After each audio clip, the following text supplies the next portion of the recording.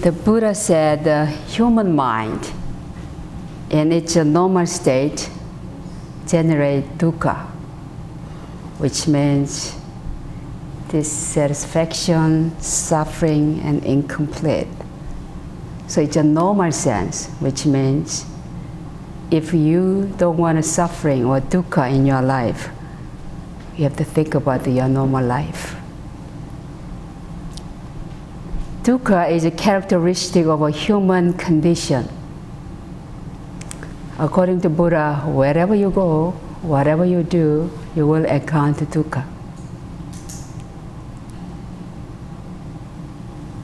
So in one sense, we have this kind of a dysfunction of a human mind tainted by madness.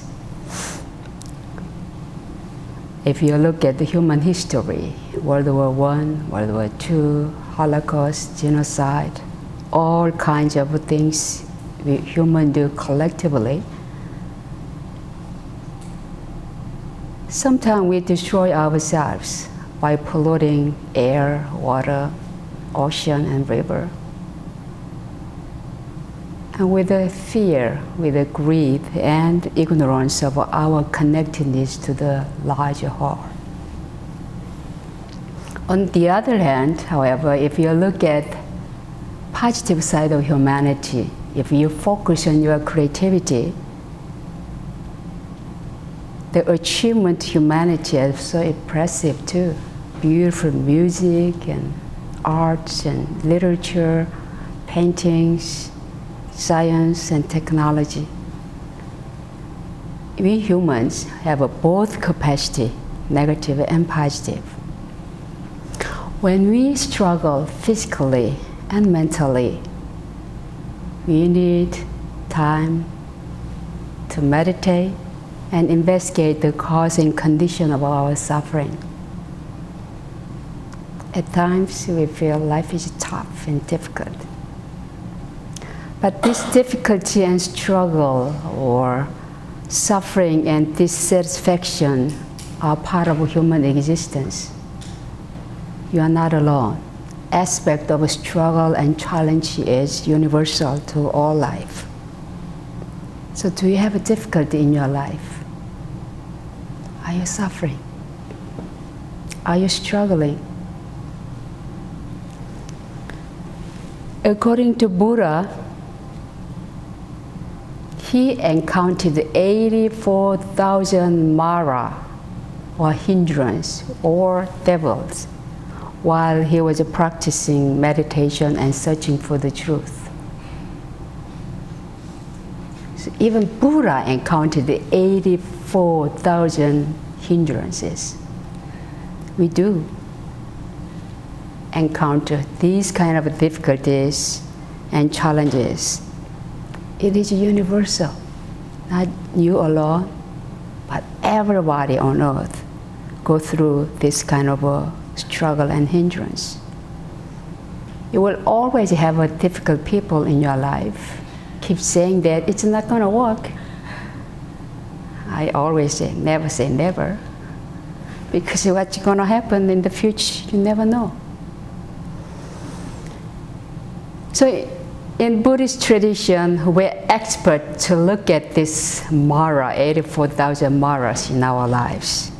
And second, in Buddhism, we're talking about three kinds of suffering. Suffering that is produced by direct cause.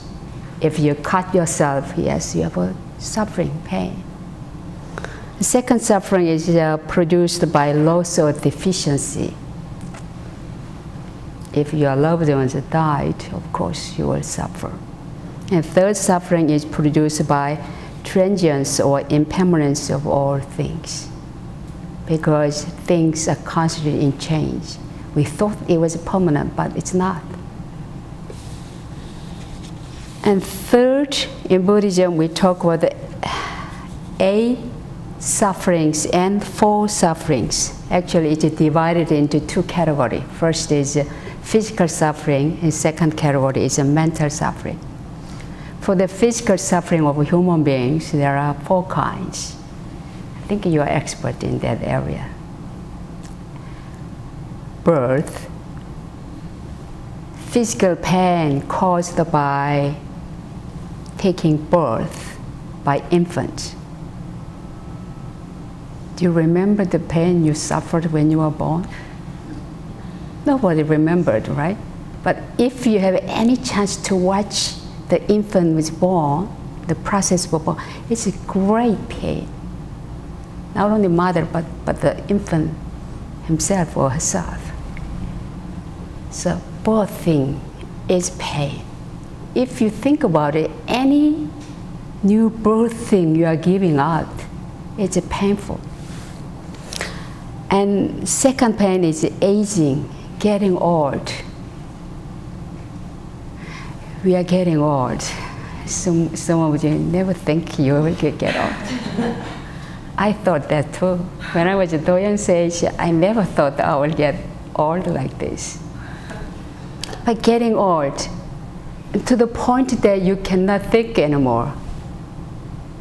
You cannot walk.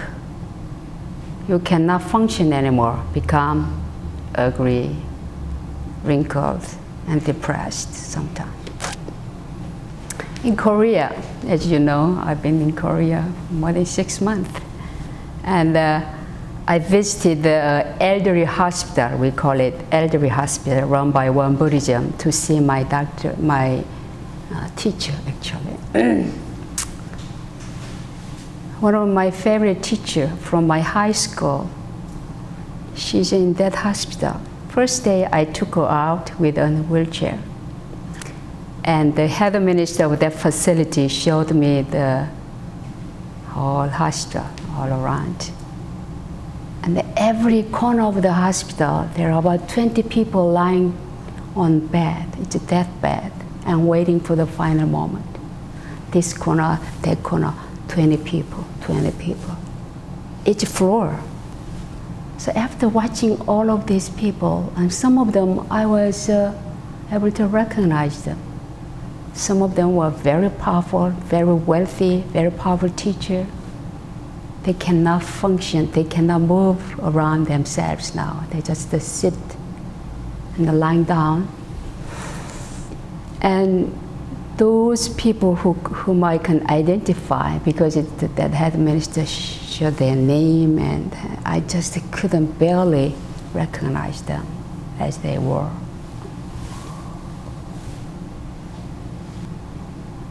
I often saw the news to the little babies, baby bath, right? But 10 or 20 babies were born, you show them. But I never saw this deathbed or this elderly hospital in my entire life. So it was a shocking discovery. It's a part of our life. And I thought it would be nice if they all can meditate in that bed. So aging certainly is part of our life and real suffering too. And third is sickness or illness. Anyone here never ever got sick physically or even mentally? Only few can avoid from suffering of illness or sickness. So when you ache in your body, you can tell it is really taking you down. And fourth of physical suffering is death. Nobody avoids it. But nearly all human beings are afraid of death. Anyone here not afraid of death? Fear of death prevents us to prepare it well. I think it's time, and we need to be bold enough to talk about it and to prepare it so we can die well. Since death is part of our life, and life is also part of our life. So this suffering of aging, sickness, death, as well as birth is a part of human life, inevitable part of human condition. It is a law of nature governed by principle of cause and effect. So this is affection. And the other kind, when we call in Buddhism 8 sufferings, 8 kinds of suffering, 4 are related with the mental side. Suffering from separation from loved ones.